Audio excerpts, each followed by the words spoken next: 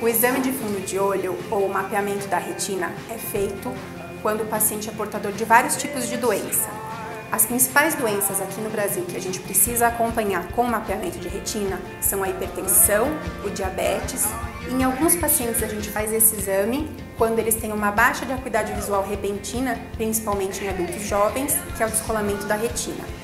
Se você tiver algum parente ou um familiar que tenha diabetes, a gente recomenda que esse paciente seja submetido ao exame de mapeamento de retina pelo menos uma vez por ano.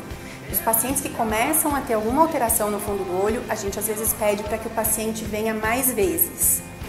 Quando o paciente já apresenta alguma alteração no fundo do olho, a gente às vezes precisa de tirar fotografia do fundo do olho do paciente e algumas dessas fotografias a gente precisa de colocar um contraste na veia do paciente para a gente poder ver se esse contraste vaza ou não no fundo do olho.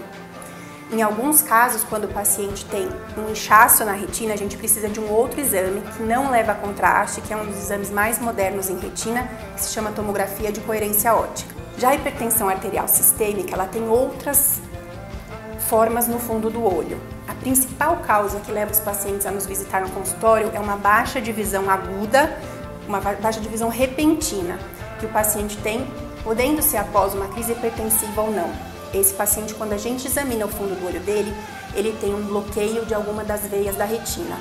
É muito importante fazer o diagnóstico precoce dessa doença, porque a gente precisa avaliar se o centro da visão está comprometido. Se ele estiver comprometido, muitas vezes a gente precisa fazer laser nesse paciente. O descolamento da retina é a principal causa que os adultos jovens vêm procurar a gente por causa de baixa de acuidade visual.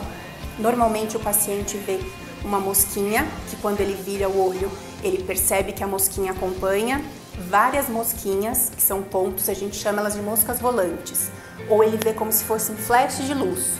Um flash de luz do lado, que ele percebe esse flash de luz porque a geleia que tem dentro do olho está grudada, na hora que ela descola, ela pode fazer um buraco na retina. Quando ela faz isso, a gente vê os flashes de luz. Tem alguns pacientes que já aparecem pra gente mais tarde e aí eles já têm uma perda de um campo da visão, ou seja, ele está olhando para frente e um pedaço ele perde. Quando a gente consegue pegar o paciente nesse ponto em que só tem o buraco, a gente normalmente só precisa fazer laser. Se o médico observar que a retina já está descolada, o paciente provavelmente vai precisar de uma cirurgia.